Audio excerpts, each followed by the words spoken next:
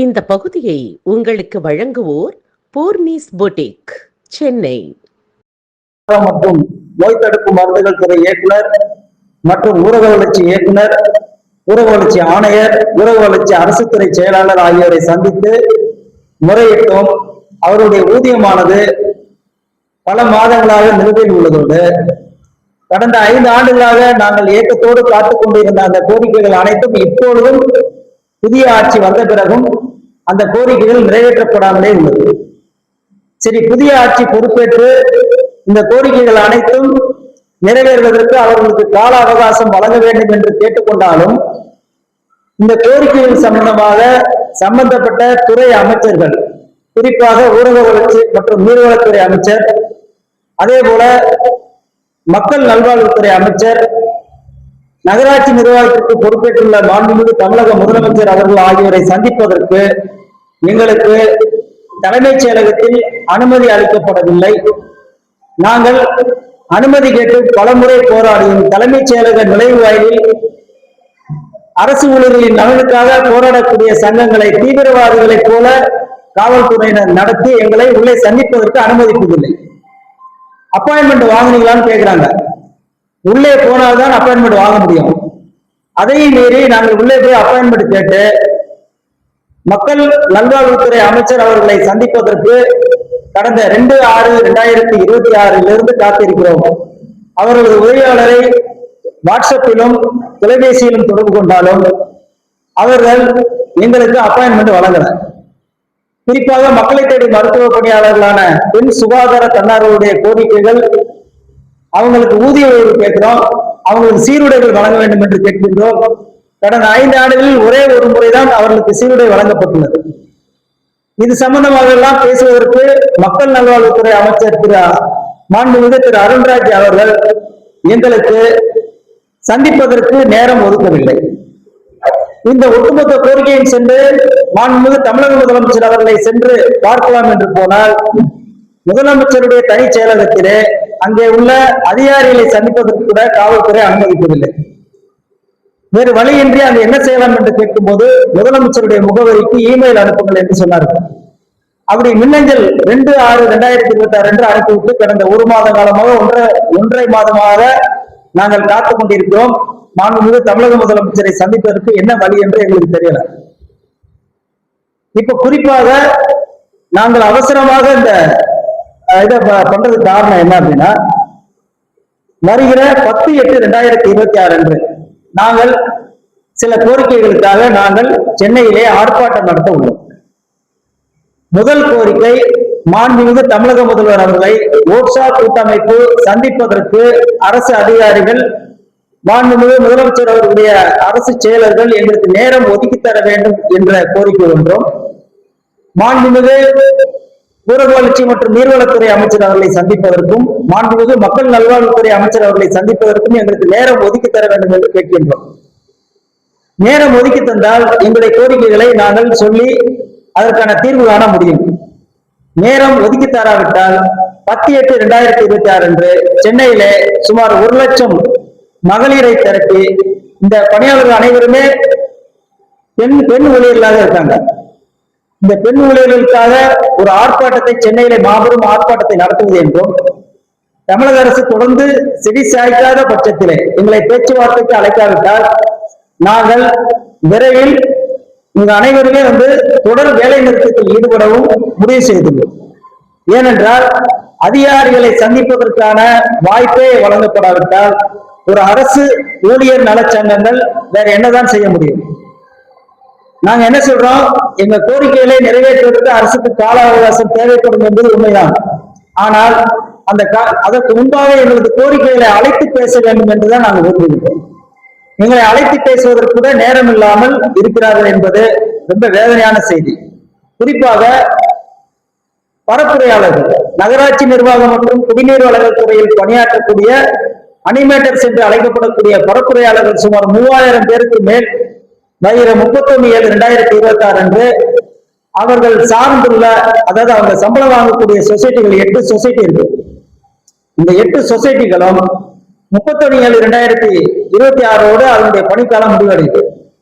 சுமார் 10 ஆண்டுகளாக அந்த திட்டத்திலே பணியாற்றக்கூடிய தூய்மை பாரத இயக்கம் திட்டத்திலே பேரூராட்சி, நகராட்சி, மாநகராட்சிகளில் பணியாற்றக்கூடிய பரப்புரையாளர்கள் 31/7/2026 பிறகு என்ன செய்வது என்று கலங்கி நிற்கிறார்கள். இது ஒரு அவசரமான இந்த செய்தியை அரசு கூடுதல் தலைமை செயலாளர் அவர்களிடம் கொண்டு சென்று சேர்க்க வேண்டும் என்றால், கடந்த 15/7/2026 அன்று அப்பாயின்மெண்ட் கொடுத்தாங்க, ஆனா கேன்சல் பண்ணிட்டாங்க. தொடர்ந்து அரசு கூடுதல் தலைமை செயலாளர் அவர்களையும் சந்திக்க முடியல. இந்த துறையை கவனிக்கக்கூடிய மாண்புமிகு தமிழக முதலமைச்சர் அவர்களை சந்திப்பதற்கும் வாய்ப்பு கொடுக்கப்படல. அப்போ இந்த பணியாளர்கள் என்ன செய்வாங்க? குறிப்பாக தூய்மை பாரத இயக்கம் திட்டத்துல சுமார் 27 ஆப்புகள், 27 செயலிகளை செயல்படுத்தக்கூடிய சுகாதார ஊக்குநர்கள், ஊரக வளர்ச்சித்துறையில் சுகாதார ஊக்குநர்கள், நகராட்சி நிர்வாகத்துறையில் அனிமேட்டர்ஸ், அதே போல மக்கள் நல்வாழ்வு துறையில மக்களை தேடி மருத்துவ திட்டத்தில் பணியாற்றக்கூடிய சுமார் 13,000 பெண் சுகாதார தன்னார்வலர்கள். இவருடைய கோரிக்கைகளை இந்த அரசு நிறைவேற்றி தர வேண்டும்.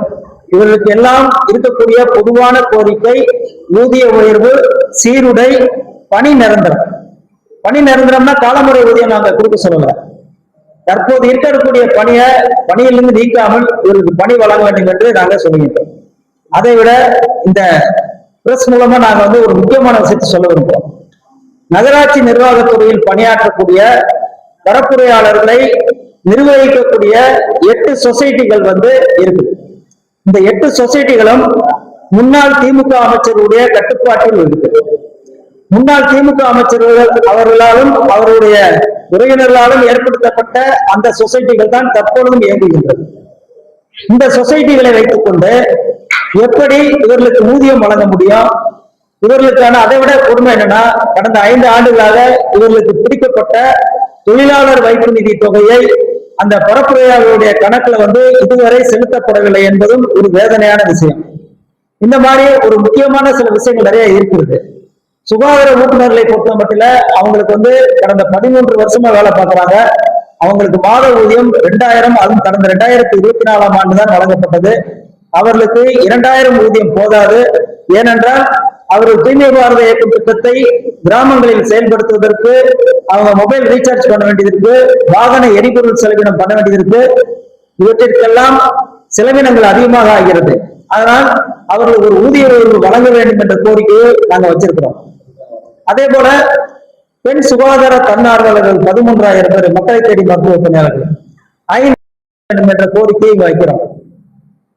ஊரக வளர்ச்சித்துறையில் உள்ள சுகாதார, அதாவது ஊரக வளர்ச்சித்துறையில வேலை பார்க்கக்கூடிய சுகாதார ஊக்குநர்கள் 13,000 சுகாதார ஊக்குநர்களுக்கு ஊதிய உயர்வு வழங்க வேண்டும்.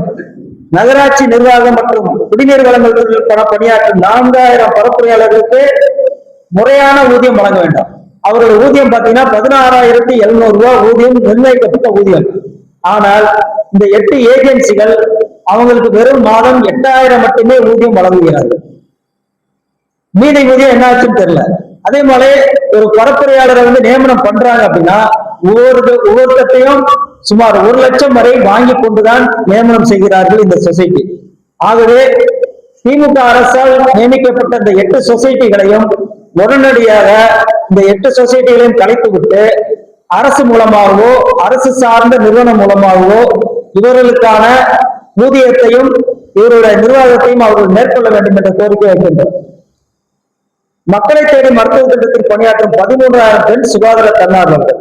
இந்த அரசை பொறுத்த மட்டிலே மக்களை தேடி மருத்துவ திட்டம் இருக்கிறதா இல்லையா, அந்த திட்டம் தொடருமா இல்லையா என்பதை நாங்கள் தெரிந்து கொள்ள விரும்புகின்றோம். குறைந்தபட்சம் மாண்புமிகு மக்கள் நல்வாழ்வுத்துறை அமைச்சர் அவர்கள் எங்களை அழைத்து பேசி இந்த மக்களை தேடி மருத்துவ பணியாளர்களுடைய நிலை என்ன என்பதை எங்களுக்கு சொல்லணும். அவங்களுக்கு சீருடை வழங்க வேண்டும். குறைந்தபட்சம் 10,000 ஊதிய உயர்வு வழங்க வேண்டும். ஸ்கோர் கார்டு முறையை கைவிட வேண்டும். ஸ்கோர் கார்டு முறை என்ற முறையில பாத்தீங்கன்னா அவங்களுக்கான ஊதியம் 5,500 3,000 குறைக்கப்படுகிறது.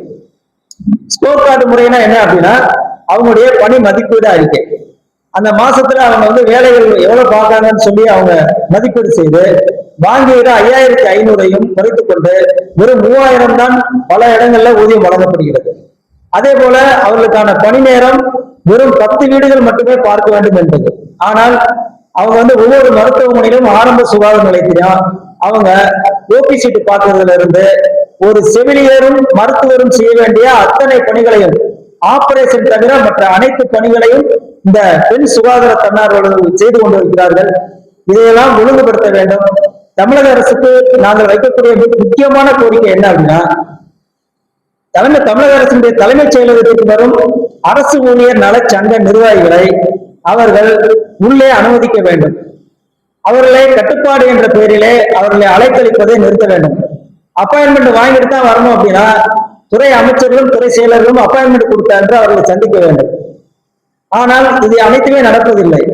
குறிப்பாக மாண்புமிகு தமிழக முதலமைச்சர் அவர்கள் தமிழக அரசில் பணிபுரியக்கூடிய அத்தனை அரசு ஊழியருடைய கோரிக்கைகளை கேட்டு செவி சாய்க்க வேண்டும்.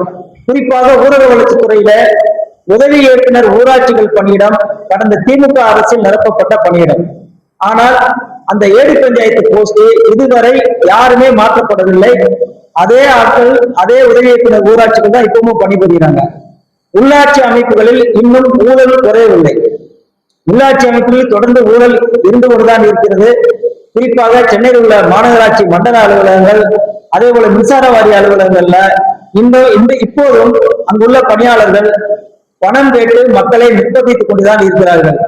ஆகவே ஊழலற்ற அரசு என்று சொல்லக்கூடிய இந்த அரசு இன்னும் தங்களுடைய நிர்வாகத்தை கூர்மைப்படுத்த வேண்டும். கீழ்நிலை வரைக்கும் லஞ்சத்தை ஒழிப்பதற்கு முயற்சி செய்ய வேண்டும் என்று நாங்கள் கேட்டுக்கிறோம். அதே போல தமிழ்நாட்டிலே உலகத்திலேயே மாதம் 250 ரூபாய், வெறும் 250 ரூபாய் மட்டுமே ஊதியம் பெறக்கூடிய ஒரு பணியாளர் என்றால் அது தமிழ்நாடு அரசின் ஊரக வளர்ச்சித்துறையின் ஊராட்சிகளில் பணியாற்றும் ஓபிஎஸ்டி ஆபரேட்டர்கள் தான். தமிழ்நாடு அரசுடைய ஊரக வளர்ச்சித்துறையின் ஊராட்சிகளில் வெறும் 250 ரூபாய் மட்டும் மாத ஊதியம் பெறக்கூடிய பணியாளர்கள் தான் இப்ப வேலை பார்த்துட்டு இருக்காங்க. அவங்களுக்கு கடந்த ஆட்சியின் போது அரசாணையின் 17 5000 ஊதியம் வழங்கலாம் என்று அரசாணையில் குறிப்பிடப்பட்டிருந்தது. ஆனால் அந்த ஊதியம் இதுவரை அவர்களுக்கு வழங்கப்படவில்லை. அவர்கள் யாரிடம் சென்று கேட்பது என்று தெரியல. ஏன்னா ஊரக வளர்ச்சி ஆணையர் புதியவர், ஊரக வளர்ச்சி அரசு செயலர் புதியவர், ஊரக வளர்ச்சி அமைச்சர் புதியவர். யாரிடம் சென்று கோரிக்கைகளை புரிய வைப்பது என்பது எங்களுக்கு தெரியல. ஆகவே ஒட்டுமொத்தமாக இந்த பணியாளர்களுடைய இந்த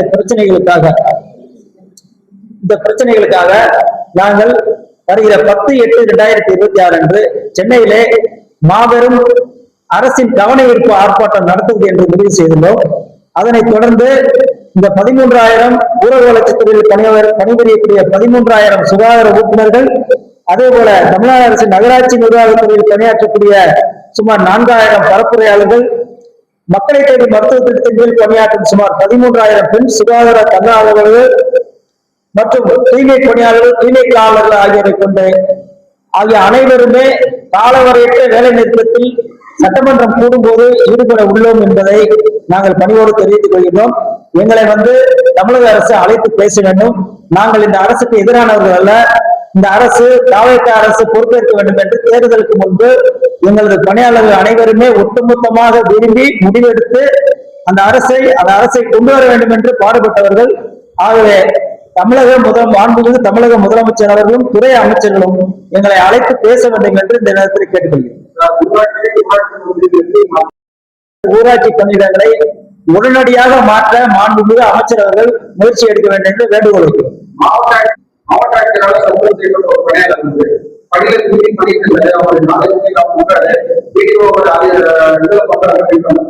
அந்த செய்தி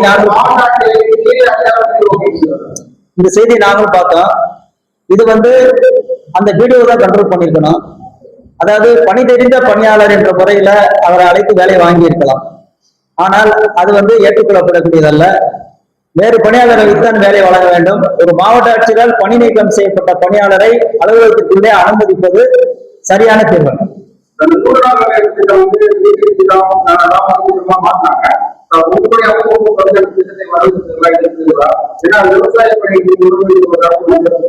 நிச்சயமா வரவேற்கிறோம்.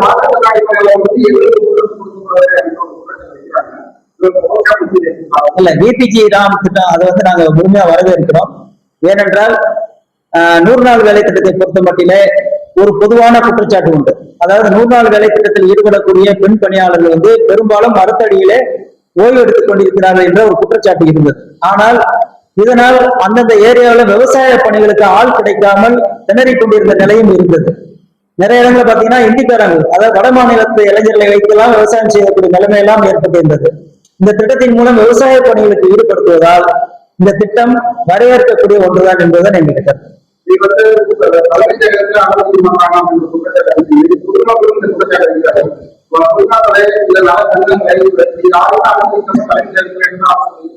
ஆமா, இது மக்களால் தேர்ந்தெடுக்கப்பட்ட அரசு. மக்களால் தேர்ந்தெடுக்கப்பட்ட அரசை தேடி மக்கள் வருகிறார்கள். அந்த மக்களை பாத்தீங்கன்னா தலைமைச் செயலகத்தின் நுழைவு வாயிலில் வெயில்ல நிக்க வைக்கப்படுறாங்க. குறைந்தபட்சம் அவங்களுக்கு ஒரு கூடாரமாவது அமைக்கப்பட வேண்டும். அந்த கூடாரத்தின் நின்று மனுவை அவர்கள் சென்று கொடுக்க அனுமதிக்க வேண்டும். உள்ளே செல்வோர் அனைவருக்குமே இவ்வளவு கட்டுப்பாடுகள் தேவையில்லை. ஆமா, இதற்கு முன்னால நாங்க தலைமைச் செயலகம் போவோம், எங்களுடைய லெட்டர் பேடை காட்டுவோம், எங்களை உள்ள அனுமதிப்பாங்க. இப்ப சமீப காலமாக மிகுந்த கட்டுப்பாடுகள் விதிக்கப்படுகின்றன. உள்ளே சென்றாலுமே அமைச்சர் அவர்களையோ துறை செயலர்களையோ அந்த குறித்த நேரத்தில் சந்திக்க முடிவதில்லை. எங்களது நிர்வாகிகள், மாநில நிர்வாகிகள் பாத்தீங்கன்னா வெளியூர்ல இருந்து நாட்கணக்கில் காத்து கிடந்து மீண்டும் சந்திக்க முடியாமலே திரும்பி கொண்டிருக்கிறோம். குறிப்பாக நகராட்சி நிர்வாகம் மற்றும் குடிநீர் வழங்கல் துறையில முதலமைச்சர் தான் அந்த துறையை பார்ப்பதால் முதலமைச்சரை சந்திப்பது எளிதாக இல்லை. அதற்கு அடுத்த நிலையில் உள்ள கூடுதல் தலைமைச் செயலாளர் திரு ககன்தீப் சிங் பேடி அவர்களும் பிஸியா இருக்காரு, அவரையும் சந்திக்க முடியல. அப்படியானால் இந்த பணியாளருடைய கோரிக்கை யாரிடம் எடுத்துச் செல்வது என்பதுதான் எங்களுடைய கேள்வி. கடந்த 20 நாட்களாக நாங்க ஒரு விஷயம் பண்ணிட்டு இருக்கோம். சார் கேட்டது கரெக்டான ஒரு கேள்விதான். அதாவது தாவேகா சார்பாக வெற்றி பெற்ற சட்டமன்ற உறுப்பினர்களை சந்தித்து எங்களது கோரிக்கை மனுக்களை சுமார் 25 மாவட்டங்கள்ல கொடுத்திருக்கிறோம். தாவேகா சார்பிலே அமைச்சர்களாக ஆகியுள்ளவர்களையும் அந்தந்த மாவட்டங்களில் சந்தித்து கோரிக்கை மனுக்களை நாங்கள் தொடர்ந்து வழங்கி கொண்டிருக்கின்றோம். அவர்களும் ஆவணம் செய்வதாக உறுதியளித்திருக்கிறாங்க.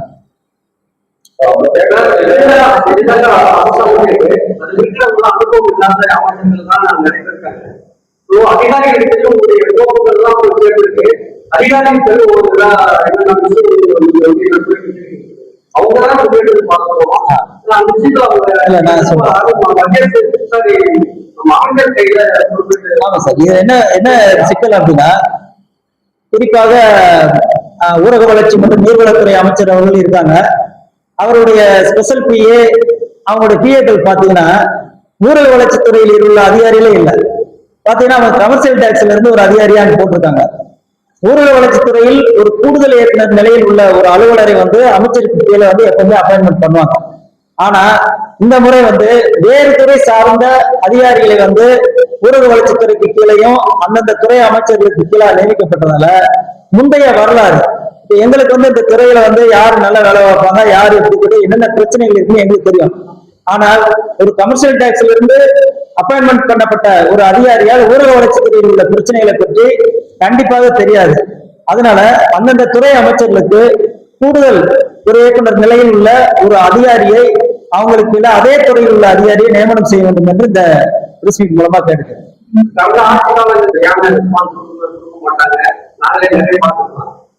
இந்த தவறை அது போல சொல்லாங்க.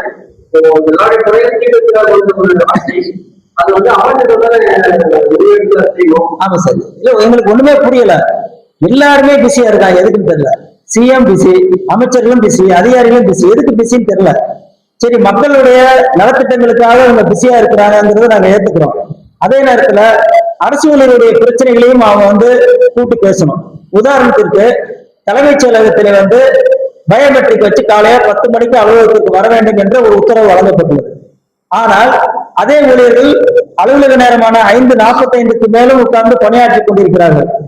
பெண் ஊழியர்கள் உட்பட இரவு 7 மணி 8 மணி வரை அந்த அண்டர் செக்ரட்டரியோ அந்த சார்பு செயலரோ சொல்லி அவங்க அதுக்கு கீழே வேலை பார்த்துட்டு இருக்காங்க. இரவு 7 மணி வரைக்கும் வேலை பார்க்கறாங்க.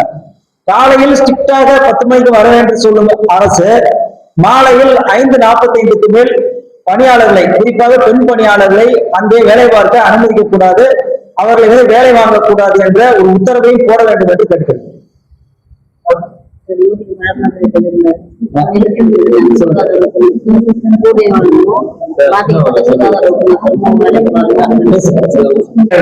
ஊதியம் 30 நாள் ஊதியத்துக்கு 29 நாள் ஊதியம் கொடுக்குறாங்களாம். இது நிறைய வந்து தூய்மை பணியாளர் ரொம்ப வருஷப்படுறாங்க. அவங்களே பண்ணி நிறுத்தம் 5 வருஷம் பண்ணி முடிச்சா தூய்மை பணியாளர் பண்ணி நிறுத்த சொல்லி நம்மளுடைய தேர்தல் அறிக்கையில் நம்மளுடைய முதல்வர் அறிவிச்சிருக்கிறாரு. அதையும் அவர் சம்பந்தமா நான் கோரிக்கை வச்சிருக்கிறோம். அதே மாதிரி இந்த அணில் டேக்ஸ் ஓட்டுநருக்கு ஒரு பிரிவு ஏற்படுத்தி நிறைய ஊழல் டேக்ஸ் கொடுத்தாங்க. இன்னைக்கு வரைக்கும் அவங்களுக்கான ஒரு நிலைமை என்னன்னு தெரியல. அவங்க இதை பணி அமைப்புதான் சரி, அவங்களுக்கு ஊதியம் என்ன, அவங்க என்னத்து செய்யணும், இது வரைக்கும் அவங்களுக்கான ஒரு கல்வியும் செய்ய கிடையாது. வெறும் 6000 5000 ஊதியம் கொடுத்து வராங்க. அது சம்பந்தமான கோரிக்கை நம்ம கொடுத்துருக்கோம் சார். டிராக்டர் கொடுக்குறாங்க, அதே மாதிரி மின் வாகனம் கொடுக்குறாங்க. ஆனால் அதற்கான பயிற்சி பெற்ற ஓட்டுநர்களை அவங்க வந்து நியமனம் செய்வதில்லை. ஊராட்சிகள்ல ஒரு தூய்மை பணியாளரோ ஒரு ஓவிஸ்ட் ஆபரேட்டரோ யாரு வண்டி தெரியுதோ அவங்க வந்து ஓட சொல்றாங்க. இதனால பல இடங்களில் விபத்து ஏற்பட்டு பல தூய்மை பணியாளர்கள் இறந்திருக்காங்க. கடந்த 5 ஆண்டுகளில் 10க்கும் மேற்பட்ட பணியாளர்கள் இதனால இறந்திருக்கிறாங்க. அதனால பயிற்சி பெற்ற ஓட்டுநர்களை முறையாக தேர்வு செய்து ஊராட்சிகளில் பயன்படுத்தப்படும் அந்த மின் வாகனம் மற்றும் டிராக்டர் ஆகியவற்றிற்கு பயிற்சி பெற்ற ஓட்டுநர்களை நியமனம் செய்து அது முறையாக ஊதியம் வழங்க வேண்டும் என்று கேட்டுக்கொள்கின்றோம். அதே போல சுகாதார ஊட்டுநர்கள், ஊரக வளர்ச்சித்துறையில மோட்டிவேட்டர் என்று அழைக்கக்கூடிய சுகாதார ஊட்டுநர்கள்ல 13,000 பேர்ல 2,000 பேர் அந்தந்த ஊராட்சி மன்ற தலைவர்களால் பணி நீக்கம் செய்யப்பட்டு அவங்க இன்னைக்கு வேலை இழந்து நிற்கிறாங்க. அந்த பாதிக்கப்பட்ட ஊட்டுநர்களுக்கு மீண்டும் பணி வழங்க வேண்டும் என்று கேட்டுக்கொள்கின்றோம். அதே மாதிரி 2000 ரூபாய் தொகுப்பூதியம் போட்டாங்க. நாங்க கடந்த 13 வருஷமாவே சரி 14 வருஷமாவே சுகாதார ஊக்குனரா நாங்க வேலை செஞ்சுட்டு வந்துட்டு இருக்கோம். அவங்களுக்கு வந்து எங்க ஓட்சா கூட்டமைப்பு மூலமா கடந்த ஆட்சியில வந்து ஒரு போராட்டம் வச்சு 2000 ரூபாய் தொகுப்பூதியம் போட்டாங்க. அந்த தொகுப்பூதியத்தை கூட எங்களுக்கு முழுமையா கொடுக்கல. எந்த ஒரு அதிகாரியுமே சரி, எல்லா வேலையும் வாங்குறாங்க. எங்களை ஊராட்சியில இருக்கக்கூடிய அனைத்து வேலையுமே நாங்க சுகாதார ஊக்குனர் தான் செஞ்சுட்டு இருக்கோம். அப்படி எல்லாமே வாங்கிட்டு இருக்கும் போது எங்களுக்கு ஊதியம் ஒண்ணு போடும் போது எல்லா அதிகாரி சைனும் வாங்கிட்டு வாங்க அட்டண்டன்ஸ்ல, அப்பதான் நான் உங்களுக்கு ஊதியம் போடுவேன்னு சொல்றாங்க. ஆனா வேலை வாங்குறது எல்லாமே அதிகாரிங்க தான். அந்த சைன் பண்ணும் போது எங்களுக்கு அந்த 2000 ரூபாய் ஊதியம் கூட கொடுக்கறதுக்கு ரொம்ப தயங்குறாங்க. எங்களுக்கு அந்த 2000 ரூபாய் ஊதியமும் கிடைக்கணும். 2000 ரூபாய் ஊதியம் இன்னும் நிறைய மாவட்டங்களும் வாங்காம இருக்காங்க.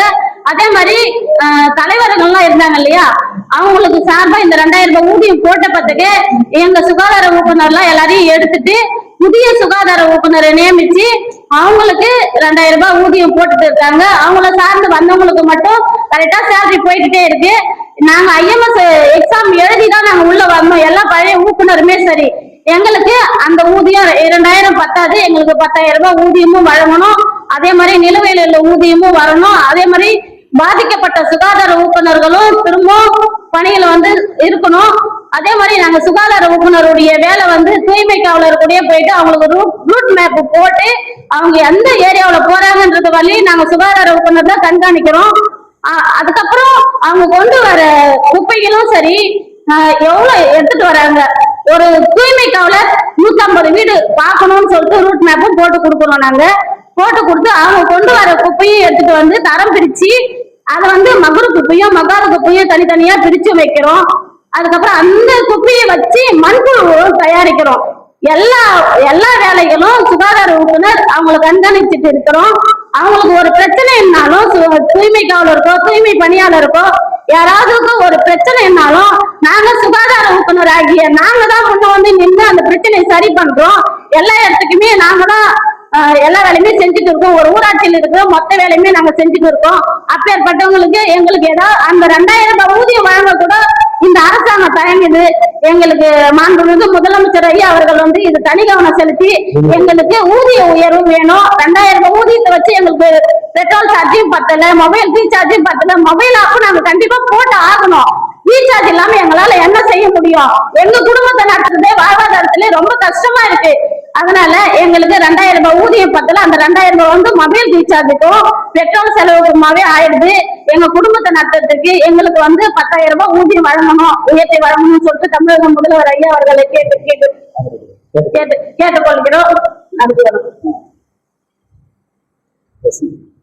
வீடுகாட்சி நகராட்சி மாநகராட்சி எங்களுக்கு வந்து சம்பளம் வந்து அரசு சம்பளம் வந்து காண்பிக்காங்க. அவங்க ஃபுல்லா அமௌண்ட் எடுத்துட்டு எங்களுக்கு வந்து கொஞ்சம் சம்பளம் தராங்க. அரசு வந்து காண்பிக்காரங்களுக்கு எவ்வளவு பர்சன்டேஜ் வந்து அவங்க என்ன இருக்காங்களோ அந்த பர்சன்டேஜ் வந்து அவங்க எடுத்துட்டு பாத்தீங்கன்னா சமமா போகணும்னு சொல்லி கேட்கிறோம். இந்த விஷயத்துல எங்களுக்கு வந்து அதனுடைய முதலமைச்சர் அவர்கள் தான் வந்து எங்களுக்கு மினிஸ்டர் தனி கவனம் செலுத்தி எங்களோட பிசினஸ் சொல்லி மிகவும் கான்பிடன்ட் கொள்கிறோம்.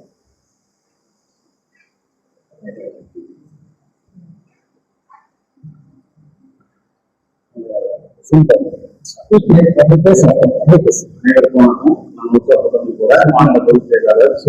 என்னோட பேர் வந்து திரிஷா. கிராம ஊராட்சியா இருக்கட்டும், மாநகராட்சி, பேரூராட்சி, நகராட்சி, எல்லா உள்ளாட்சி அமைப்புகளிலும் பணியாற்றக்கூடிய அனைத்து நிலை பணியாளர்களும் அடிப்படை மக்களுக்கு என்ன தேவை, அவங்களுக்கு என்ன அடிப்படை வசதிகள் பணிகளை செய்யக்கூடிய பணியாளர்களாக இருக்கிறாங்க. அவங்களுக்கு இப்ப அமைஞ்சிருக்கக்கூடிய தாவேக அரசு வந்து கவனம் செலுத்தி அப்பணியாளர்களின் வாழ்வாதார கோரிக்கைகளை அனைத்துமே வந்து அவங்க வேலை செஞ்சு கொடுக்கணும். அதே மாதிரி வாட்ஸ்அப் கட்டமைப்பை பொறுத்த வரைக்கும் கிட்டத்தட்ட 1 லட்சம் உறுப்பினர்கள் கொண்ட ஒரு மிகப்பெரிய ஒரு சங்கமாக 2016ஆம் ஆண்டிலிருந்து செயல்பட்டு வருகிறது. அந்த சங்கத்தை தமிழக முதலமைச்சர் அவர்கள் கருத்தில் கொண்டு பணியாளர்களின் வாழ்வாதார முன்னேற்றத்திற்காக அழைத்து பேச வேண்டும் என இந்த பத்திரிகை மன்றத்தின் வாயிலாகவும் பத்திரிகை நிருபர்களின் வாயிலாகவும் மாநில மையத்தின் சார்பாகவும் கேட்டுக்கொள்கிறேன். நன்றி.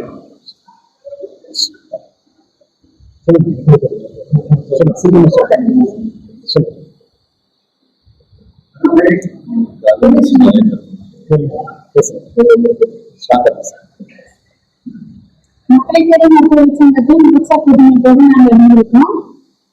கடந்த 2017 பாத்தீங்கன்னா இந்த மக்கள் தேடி வந்து பாத்தீங்கன்னா 13,000 பேர், அதாவது எடப்பாடி அரசாங்கம் உருவாக்கப்பட்டது. அப்ப வந்து எங்க பணியாளர்கள் அனைவரும் பாத்தீங்கன்னா களப்பணியாளர்கள் சொல்லி அந்த இடையில வந்து குறிப்பிட்டு இருந்தாங்க. 2022 புதிய ஆட்சி வந்தது வந்து பாத்தீங்கன்னா அவங்க ஒரு ஸ்கீம் அறிவிச்சாங்க. அதுல மக்களை தேடி மருத்துவ சங்கம் கொண்டு வந்துட்டாங்க. அதுல வந்து 13,000 பிள்ளைகளை வந்து என்ன கண்மாறுதல் சொல்லிட்டு களப்பணியாளர் இருந்தவங்க கண்ணாக மாற்றிட்டாங்க. 2 மணி நேரம் தான் வேலை, உங்களுக்கு வந்து வருமானம் வந்து மாசம் 5,000 அறிவிச்சிருந்தாங்க. ஆனா அது 4 பேர் என்ன பண்ணிருந்தாங்கன்னா ஹாஸ்பிட்டல்ல வந்து ஓபி பாக்குறதுல இருந்து கேன்சர் கேஸ் பாக்குறதுல இருந்து ஏஎம்சி பிரெக்னன்சி மதுரை பாக்குறதுல இருந்து அநேக வேலைகளை கொடுத்து எங்க பிள்ளைங்க வந்து பாத்தீங்கன்னா 24 மணி நேரம் டியூட்டி பாக்குற மாதிரி ஒரு சூழ்நிலை அமைஞ்சிருக்கு. ஆனா வெளியில சொல்றாங்கன்னா நீங்க கண் ஆகல, உங்களுக்கு வருமானம் 5,500 தான், நீங்க 2 மணி நேரம் வேலை செய்யணும்னு சொல்லிதான் இந்த அரசாங்கம் எடுத்தாங்க. பட் என்ன சொல்லிட்டு இருக்காங்கன்னா இருக்கிறத செய்யுங்க, என்ன வேலை செய்யாதுன்னு வெளியே போயிருங்க. 5 வருஷமா வேலை செஞ்சுட்டு இருக்கிறவங்க மட்டும் கிடையாது, இந்த 13,000 பேருமே வந்து 7 ஆண்டுகள் 8 ஆண்டுகள் வேலை செஞ்சுட்டு இருக்காங்க. எங்களுக்கான விஷயம் என்னன்னு கேட்டீங்கன்னா, இப்ப வந்துட்டு புதிய அரசாங்கம் வந்துட்டு எங்களுக்கான பணி நேரத்தை நிர்ணயம் பண்ணி கொடுக்கணும். ஊதிய உயர்வுல நாங்க வேலை செய்யற யாரும் சொல்லவே இல்லை. வேலை செய்யறோம், உழைப்புக்கேற்ற ஊதியத்தை திருந்தவங்க மட்டும்தான் எங்களுடைய கோரிக்கையா இருக்கு. அதே விஷயத்துல வந்துட்டு எங்களுக்கான யூனிஃபார்ம் 7 வருஷமா கொடுத்தாத யூனிஃபார்ம் வந்து இந்த ஆண்டாவது எங்களுக்கு புதிய முதல்வர் கொடுக்கணும்னு நாங்க வேண்டிக்கிறோம். எங்களுக்கான அடையாள அட்டை கொடுக்கணும் அப்படின்னு 13,000 பேர் சார்பாக நான் எங்களுக்கு கேட்டுக்கிறேன். அதே சமயத்துல நிரந்தர வேலை எங்களுக்கு உருவாக்கி கொடுத்தா இன்னும் சந்தோஷமா இருக்கும். வருமானத்தை எங்களுக்கு ஏற்றி கொடுத்தா இன்னும் நல்லா இருக்கும். நான் இந்த நேரத்தை கேட்கிறேன். ஆனா இந்த ஸ்டோர் கார்டு ஒண்ணு இருக்குது. ஏன்னா வந்து நாங்க அதிக வேலை பார்க்கணும். தொற்றால் மழை எடுத்துருக்காங்க. ஆனா இப்ப தொற்று நோயே எங்க பார்க்க சொல்லிருக்காங்க. அதுக்கான எந்த விஷயத்தையும் எதுவுமே கிடையாது. எந்த ஒரு விஷயத்துக்குமே நாங்க தான் கலப்பையா வராது. டாக்டர் சொல்ற அனைத்தும் எல்லாமே நாங்க செஞ்சாகணும். ஆனா டாக்டர் என்ன சொல்றாங்க, சொல்றது நாங்க செய்யணும். கண்ணி ஒரு வற்புறுத்தலுக்கும் நாங்க ஆராய்ச்சி பிள்ளைகள் பார்த்தீங்கன்னா நிறைய பிள்ளைகள் வேலை இருந்தாலும் சொல்லி நிறைய பிள்ளைகள் இருக்காங்க. ஏன்னா அதுக்கு முன்னாடியே கம்ப்ளீட்டா வந்து அவங்களுடைய காய்ச்சல் தாங்க முடியாது நிறைய பேர் இருக்கிறாங்க. ஆனா அந்த பிள்ளைகள் இதெல்லாம் ரெக்கார்டு வந்து யோசிக்கிறாங்க. நாங்க 5 வருஷம் வேலை பார்த்தோன்னே இந்த வேலை பார்த்தவங்க புதுசா கொடுக்குறத விட்டு கொடுக்குறேன் அப்படிங்கிறது 2 வருஷம் நிறைய பேர் இருக்கிறாங்க. அதனால ஃபர்ஸ்ட் வந்து நான் முதலமைச்சர் ஐயா சொல்றது என்னன்னா, இதுக்குள்ள எங்களுடைய சம்பள உயர்வு வந்து உயர்வு. நாங்க 5,500 5 வருஷமா வேலை பார்த்துட்டு இருக்கிறோம். அந்த சம்பள உயர்வு உயர்வுங்க. நாங்க ஆபீஸ் கொடுக்குற எல்லா விஷயம் பார்க்க தயார் செய்யணும்னு சொல்றாங்க. ஆனா தொற்றா நோயை எடுத்து தொற்று நோயை நாங்க பார்க்குற எங்களுக்கு வந்து எந்த ஒரு இதுவுமே இல்லை. நமக்கு ஜானிட்டர் கிடையாது, எதுவுமே கிடையாது. மரப்பள்ளியில நாங்க போக எந்த ஒரு இதுவுமே கிடையாது. அதனால வந்து உயர்ந்த கேட்கறது வந்து சமூக உயர்வு நிச்சயமாக வேணும் சொல்லி கேட்டுருக்காங்க. எல்லா தொழில்களுக்கும் சொல்லியிருக்காங்க.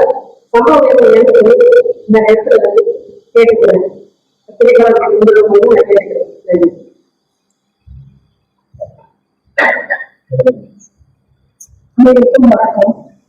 இந்த பகுதியை உங்களுக்கு வழங்கியோர் Sai Sankara acute care, law of attraction, Chennai Valasaravakkam. இந்த பகுதியை உங்களுக்கு வழங்கியோர் ஹசீனா மேக் ஓவர் அண்ட் ஆரிவர், ராமநாதபுரம்.